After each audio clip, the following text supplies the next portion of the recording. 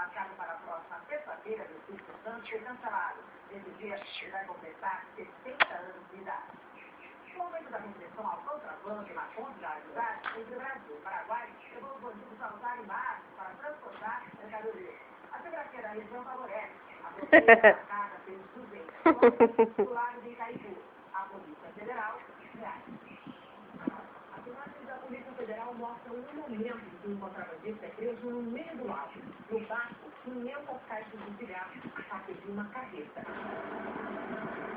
Essas cenas exclusivas são de uma operação à noite. No escuro, é maior o risco de contrabandistas armados aparecerem no esquerdo.